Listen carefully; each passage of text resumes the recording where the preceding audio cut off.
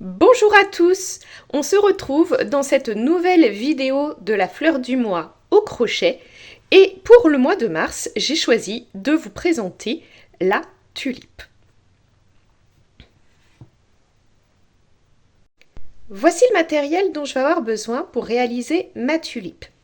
J'ai d'abord choisi deux cotons de la marque Fil d'Art, donc les fils coton 3, celui-ci en coloris safran pour faire les pétales et l'autre en coloris amande pour faire la tige et la feuille.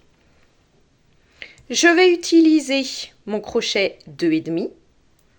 J'aurai besoin comme d'habitude d'une aiguille à laine, d'un anneau marqueur, d'une paire de ciseaux et également d'une tige de fil de fer d'environ 20 cm qui nous servira à renforcer la tige. C'est parti pour le tuto. Nous allons commencer avec le fil amande et nous allons faire d'abord la tige. Pour cela, nous allons laisser une assez grande quantité de fil avant le nœud coulant. Ça nous permettra de fermer à la toute fin le pied de la tige. Ensuite, nous allons faire 6 mailles en l'air.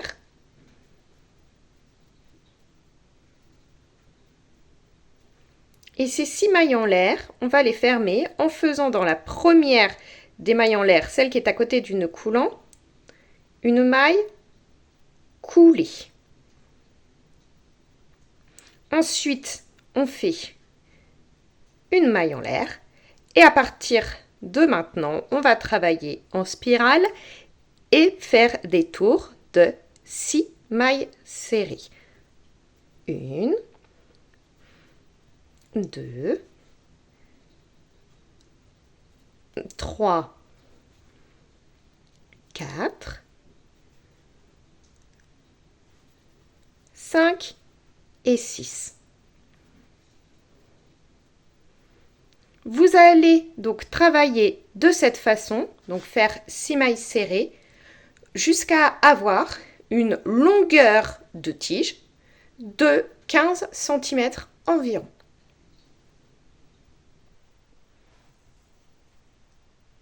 J'ai fait à peu près 15 cm.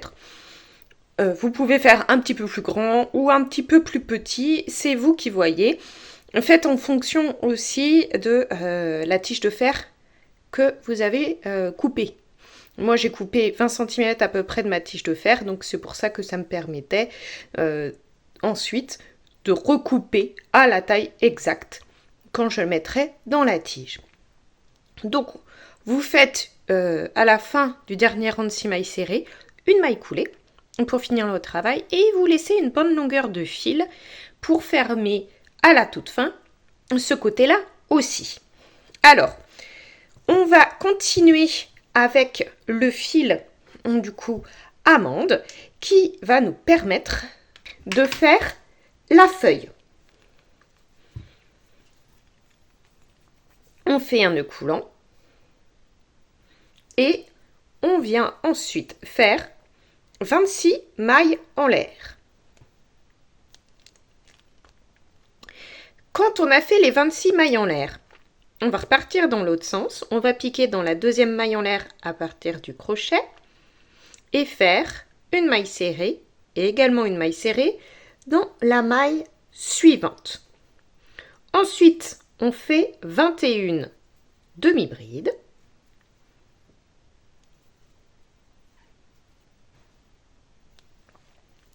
Ensuite, il reste 2 mailles serrées.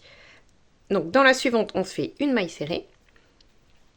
Et dans la dernière, celle qui est au niveau du nœud coulant, on vient faire 3 mailles serrées. Donc, 3 mailles serrées dans la même maille.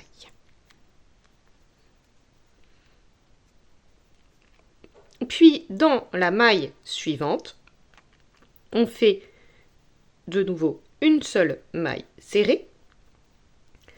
Ensuite, on fait 21 demi-brides. Il reste 2 mailles serrées. Donc on fait une maille serrée dans chacune.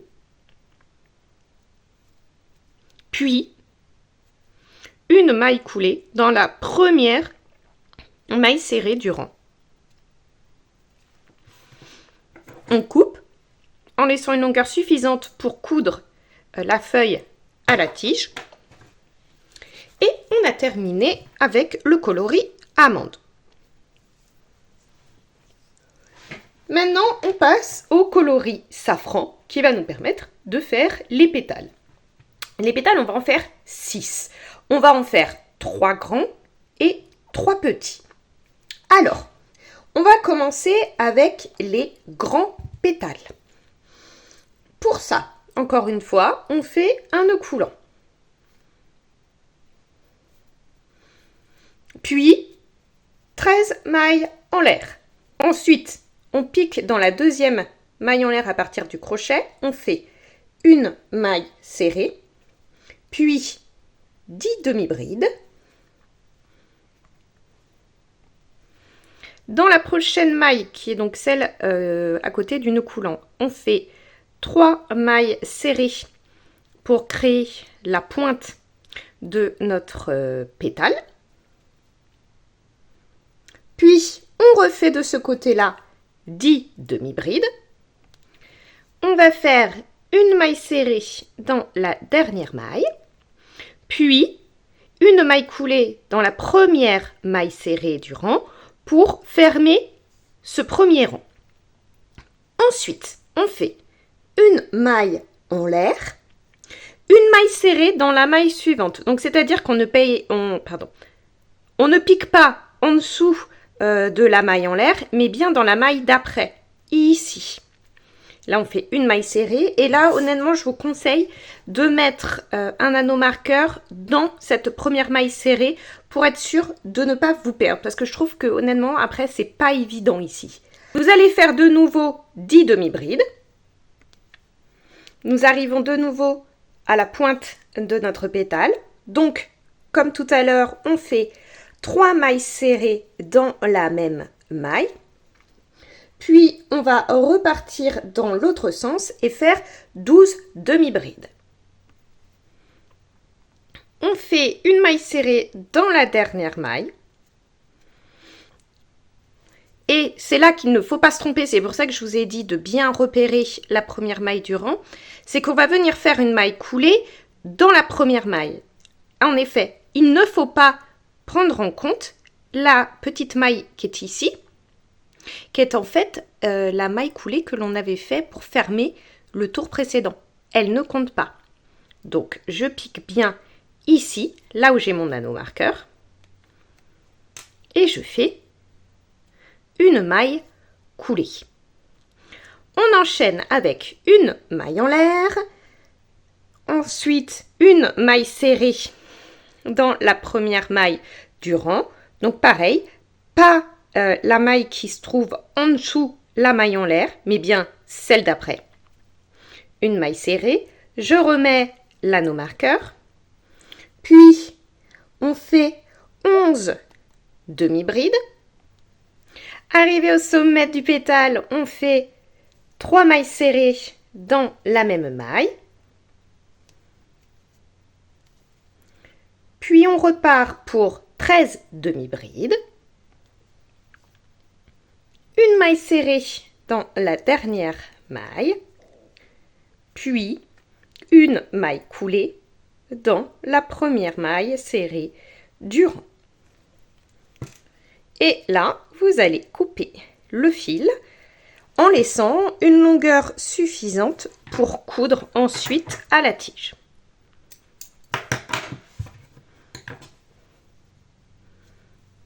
Le petit fil de départ, vous pouvez le couper.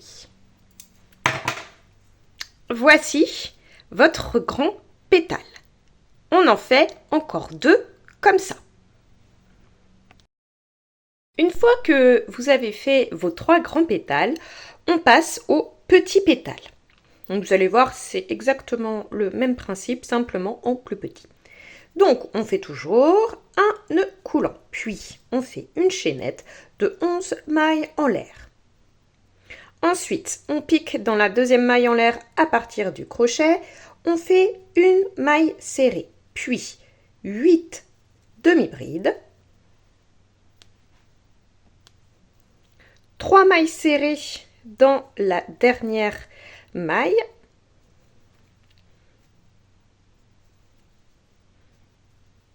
puis de nouveau 8 demi-brides et on termine par une maille serrée dans la dernière maille en l'air. On finit le tour en faisant une maille coulée dans la première maille serrée du rang, une maille en l'air pour commencer le deuxième rang, on pique donc dans la première maille, pas ici mais là, on fait une maille serrée, puis 8 demi-brides, 3 mailles serrées dans la maille suivante, ensuite 10 demi-brides, une maille serrée dans la dernière maille serrée, puis une maille coulée dans la première maille serrée du rang.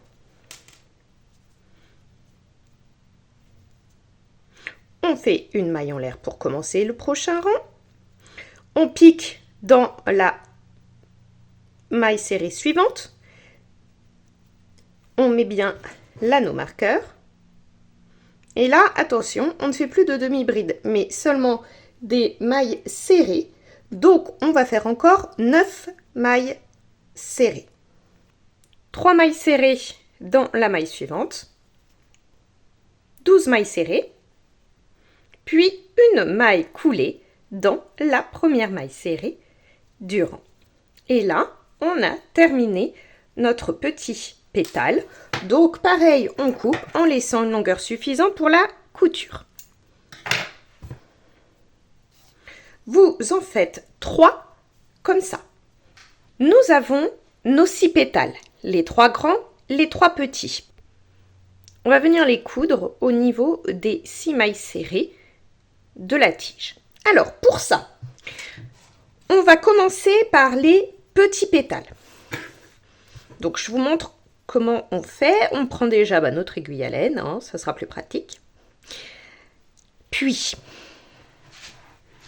en fait, on va venir assembler les petits pétales seulement sur les brins arrière des 6 mailles. Et chaque petit pétale prend 2 mailles.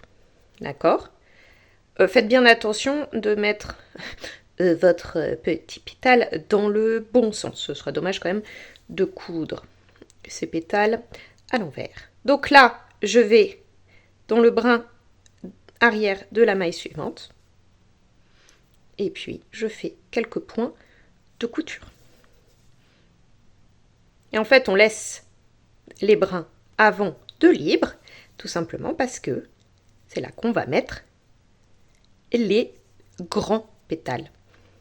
Donc, une fois que vous avez passé plusieurs fois votre aiguille à laine pour faire plusieurs petits points de couture, eh bien vous faites un nœud. Et puis, après, vous cachez votre fil à l'intérieur de votre tige et vous coupez. Et vous allez faire ça pour tous les pétales. Donc, je répète, les petits dans les brins arrière, 2 brins pour chaque pétale, et les grands dans les brins avant, 2 brins avant aussi pour chaque pétale. Petit détail en plus, lorsque vous aurez fini de coudre les 3 petits pétales, vous pourrez, avec quelques points de couture, fermer le centre avec le fil amande qu'on avait laissé. Voilà ce que donne votre tulipe lorsque tous les pétales ont été cousus. Alors, on va ensuite avoir à mettre la jolie petite feuille sur la tige. Alors là, c'est pareil, vous la cousez. Hop. Vous la mettez au niveau que vous voulez. Moi, je vais la mettre ici.